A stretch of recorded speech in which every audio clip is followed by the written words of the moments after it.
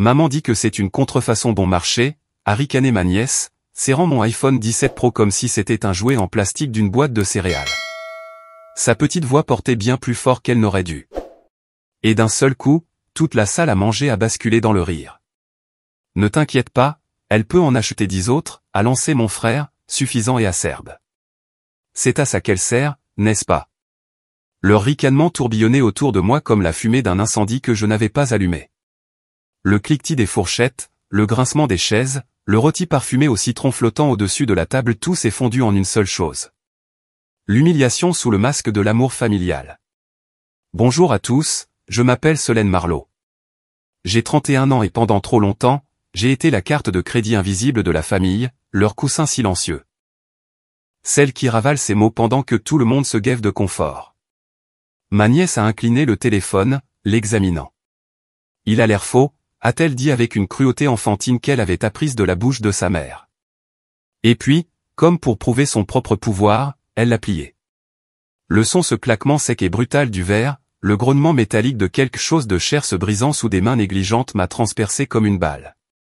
Les rires ont redoublé, noyant toute chance de dignité. Elle n'a pas fait ça. Oh mon Dieu, ce n'est qu'un téléphone. Solène, détends-toi. Les enfants de nos jours. J'ai ramassé les morceaux, deux moitiés fracturées reflétant le lustre au-dessus comme des miroirs brisés. Mes doigts ne tremblaient pas. C'était le détail que personne n'a remarqué. Ce calme, cette constance étrange. Bon appétit, ai-je dit doucement, en glissant le téléphone en ruine dans mon sac comme un corps dans un cercueil. Personne n'a entendu l'acier dans ma voix. Ils étaient trop occupés à mâcher, trop occupés à se moquer, trop occupés à oublier que je n'étais pas à eux pour être brisé. Cette nuit-là, la maison était silencieuse. La lampe de mon bureau peignait des ombres sur la gratitude non payée, sur une longue série de factures qui ne portaient que mon nom. J'ai ouvert mon ordinateur portable, j'ai fait défiler jusqu'à la section intitulée « Frais de scolarité, nièce », et j'ai posé ma main sur le pavé tactile. Un clic. 900 $ envolés. Le paiement n'était plus permanent. Les téléphones se brisent, le verre se fracasse, les rires s'estompent, mais le silence a des arêtes plus vives. Et ce soir, le silence m'appartenait. La nuit où j'ai annulé ces frais de scolarité, je n'ai pas dormi. Le sommeil est une miséricorde, et la miséricorde n'avait plus de place en moi. Au lieu de cela, je me suis assise près de la fenêtre, l'air frais d'octobre pressant contre la vitre, et j'ai laissé le silence devenir mon complice. Les moitiés brisées de mon téléphone reposaient sur le bureau à côté de moi, leur écran fracturé captant la lumière de la lampe comme de la glace déchiquetée. Un rappel. Une promesse. Le lendemain matin, le premier appel est arrivé. Solène. La voix de mon frère était tendue, pressée. L'école a appelé. Le paiement a été rejeté. Une sorte d'erreur. Une erreur. Ce mot flottait dans l'air comme un parfum après que quelqu'un a quitté la pièce. Il pensait toujours que j'étais la femme qui avalait l'humiliation et payait à temps. Pas d'erreur, ai-je dit, mon ton doux, contrôlé. J'y ai mis fin. Silence, puis une brusque inspiration. Mis fin? De quoi diable parles-tu? C'est son avenir. J'ai pensé à sa fille riant pendant que le téléphone se pliait dans ses mains, ses petits doigts agrippant un pouvoir qu'elle n'avait pas mérité. J'ai pensé au rugissement de la table alors qu'ils applaudissaient mon humiliation. Son avenir est entre les mains de ses parents maintenant, ai-je dit simplement. Pas les miennes. Le claquement du combiné a vibré en moi comme un battement de tambour. Une ligne avait été franchie, une ligne qu'il n'avait jamais cru que j'aurais le courage de tracer.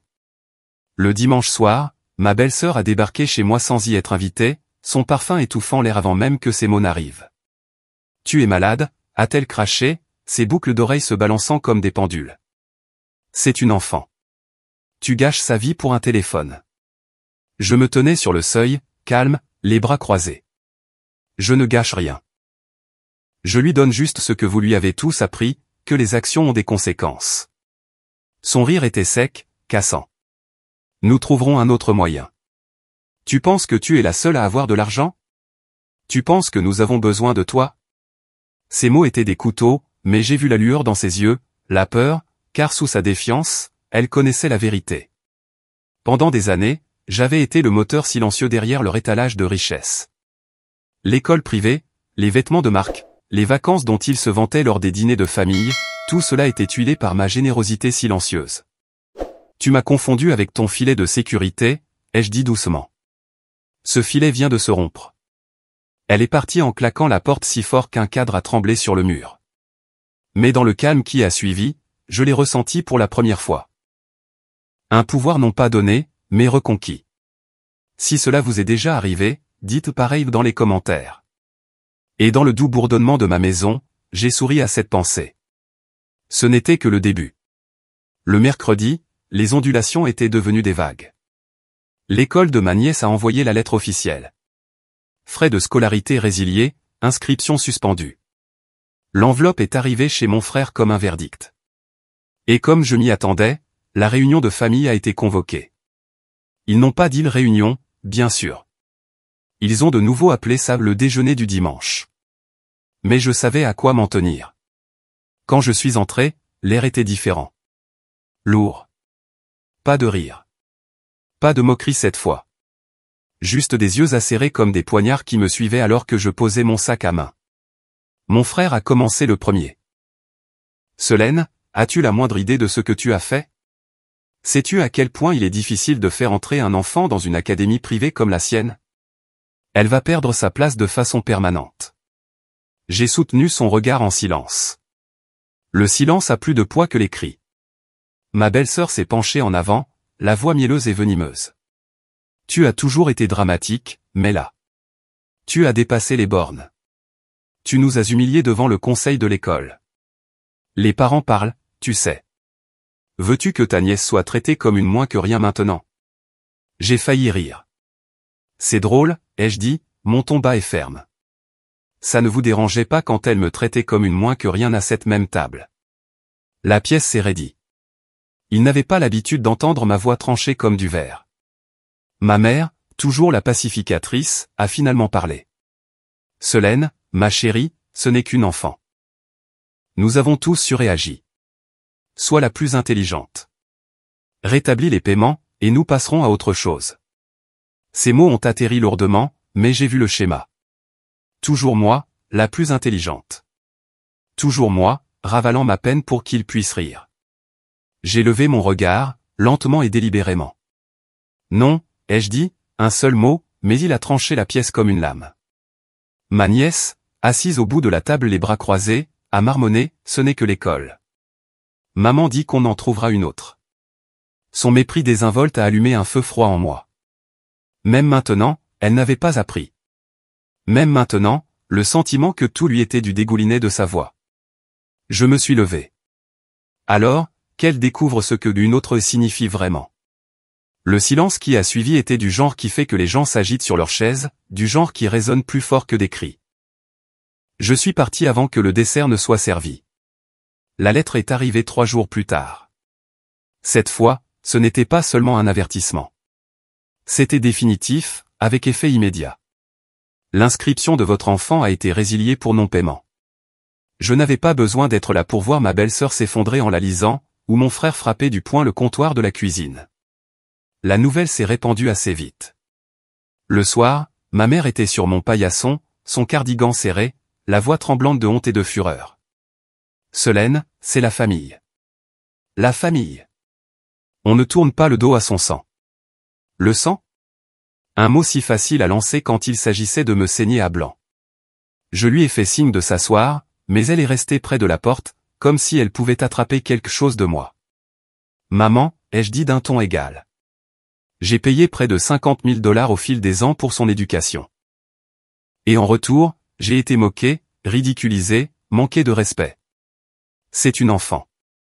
C'est un miroir, ai-je coupé, un reflet des adultes qui l'entourent. Penses-tu vraiment qu'elle a appris à se sentir tout permis dans le vide? Ses lèvres se sont pincées.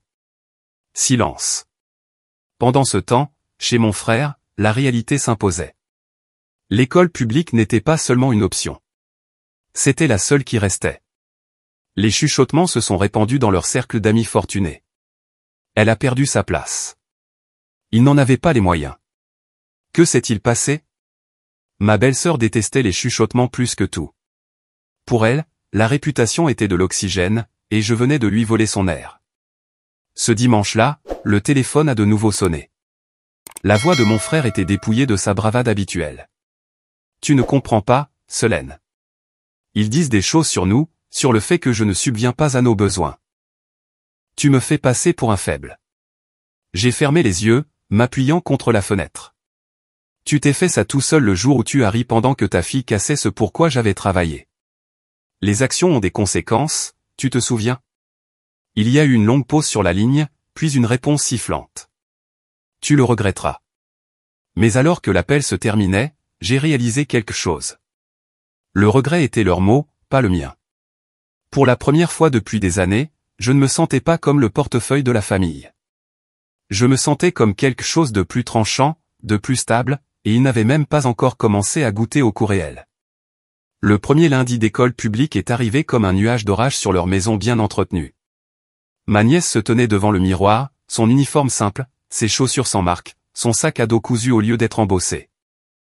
Fini les logos brillants et l'élégance étudiée qu'elle arborait dans les couloirs de l'académie privée. Sa protestation avait été assez forte pour faire trembler leurs fenêtres la veille. Je n'irai pas. Tout le monde va se moquer. Maman, arrange ça. Ses larmes ne concernaient pas l'éducation. Elles concernaient le statut. Le fait de perdre le piédestal qu'on lui avait offert sans qu'elle le mérite. Mais il n'y avait plus rien à arranger. Quand elle est finalement entrée dans ce nouveau bâtiment, des chuchotements la suivaient comme de la fumée. Elle n'était plus la fille avec des chauffeurs privés et des chaussures cirées. Elle était la fille qui était tombée. Les enfants sentent la faiblesse comme des loups. À midi, son téléphone bourdonnait de messages d'anciens camarades de classe. Que s'est-il passé? Ta famille a fait faillite? Et bien que je n'y sois pas, je pouvais l'imaginer que trop bien. Ses épaules affaissées, les fissures se formant dans son arrogance. Au dîner cette semaine-là, la mâchoire de mon frère était crispée. Les yeux de sa femme étaient cerclés de rouge. La fierté qu'il portait comme une armure avait disparu, remplacée par quelque chose de plus fragile.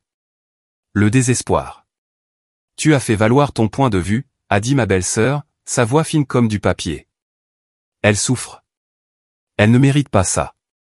J'ai posé ma fourchette, la regardant droit dans les yeux sans ciller. Moi non plus. Les mots sont tombés comme une pierre dans une eau calme. Ma nièce fixait son assiette, les joues marbrées, le poids des conséquences s'abattant enfin sur sa petite silhouette. Pendant 4 ans, ils s'étaient nourris de mon silence, avaient engraissé leur confort de ma docilité. Mais maintenant, le silence s'était transformé en une lame, et je la maniais avec précision. Plus tard dans la nuit, seul dans ma maison, j'ai pensé à elle, ma nièce, allongée dans son lit, le picotement des chuchotements résonnant à ses oreilles. Une partie de moi a ressenti l'écho de la pitié, faible et fugace. Mais la pitié est dangereuse. La pitié maintient les chaînes intactes. J'ai chuchoté dans le noir, qu'elle apprenne. Qu'ils apprennent tous. Et pour la première fois depuis des décennies, mes murs ne ressemblaient pas à une prison. Ils ressemblaient à une protection. Le désespoir rend les gens inventifs. La deuxième semaine, les appels ne venaient plus seulement de mon frère. Ils arrivaient par couches. Ma tante qui prenait des nouvelles. Mon cousin juste curieux. Ma mère morte d'inquiétude. Chaque conversation portait le même scénario caché. Culpabilité. Culpabilité. Culpabilité. Solène. Ma tante a soupiré au téléphone. Les familles se disputent. Mais on ne fait pas payer le prix aux enfants. Elle n'a rien payé, ai-je répondu, calme et tranchante. Et c'est là le problème. Tout lui a été donné, rien n'a été gagné. Puis est venue l'embuscade. Je suis entré chez ma mère un soir, invité pour ce qu'elle appelait un thé. Mais quand je suis entré, le salon était déjà plein. Mon frère, ma belle-sœur, ma nièce perchée sur le canapé, les yeux gonflés de larmes. Ma mère était assise, raide sur sa chaise, serrant son chapelet comme un bouclier. Il faut que ça cesse. Mon frère a sèchement dit. Nous sommes une famille. Solène, nous avons besoin de toi. Je l'ai regardé, lui, la famille qui m'avait traité comme un distributeur automatique de billets pendant des années, et je n'ai ressenti que de la glace. Besoin de moi ou besoin de mon argent? Sa femme s'est penchée en avant, la voix tremblante d'une sincérité répétée. Nous sommes désolés. Elle est désolée, n'est-ce pas, ma chérie? Elle a donné un coup de coude à sa fille. Ma nièce a marmonné entre ses dents serrées. Désolé. Mais le mot était vide. Un ballon sans air. Je pouvais l'entendre, le sentir. Vous ne comprenez pas, ai-je dit doucement. Les excuses ne signifient rien si le sentiment que tout vous est dû vit toujours sous votre peau. Il ne s'agit plus d'un téléphone. Il s'agit de respect. Et vous m'avez tous montré le peu que vous en avez. La voix de ma mère s'est brisée. Solène, s'il te plaît. Je ne t'ai pas élevé comme ça. Ne laisse pas l'orgueil nous détruire. Je me suis penché, je lui ai doucement embrassé le front et j'ai chuchoté, tu m'as élevé pour me sacrifier, pas pour être sacrifié. Puis je me suis tourné vers les autres. Vous lui avez appris que les actions n'ont pas de poids. Maintenant, elle apprend la gravité à la dure. La pièce était lourde, le silence pressant contre les murs. Ils pensaient que je céderais. Ils pensaient que leurs larmes, leurs ruses, leur culpabilité me ramèneraient. Mais ils ne comprenaient pas. Une fois qu'une chaîne se brise, elle ne redevient pas de l'acier. Elle devient poussière, et je respirais déjà librement. L'effondrement est venu plus vite que je ne l'avais prévu. La 3e semaine, les chuchotements s'étaient transformés en histoires, circulant dans le cercle social impeccable de mon frère comme une traînée de poudre. Les parents au cocktail de l'académie demandaient doucement, pourquoi n'est-elle plus inscrite? Un collègue lui a demandé au travail, il s'est passé quelque chose avec vos finances, et le compte Instagram soigneusement organisé de ma belle-sœur, autrefois dégoulinant de photos de vacances à la plage et de brunch, est devenu étrangement silencieux.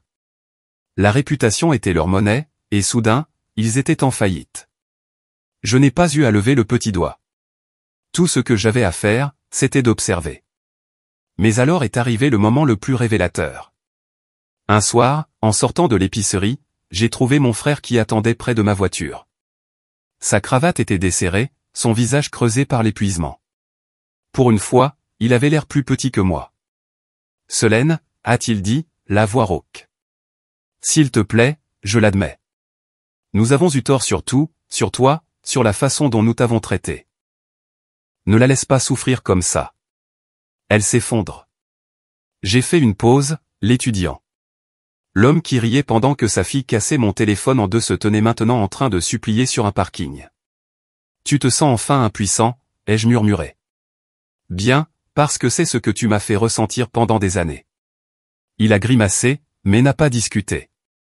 Au lieu de cela, il a mis la main dans sa poche et en a sorti un chèque plié. J'ai gratté ce que j'ai pu. La moitié des frais de scolarité d'un mois.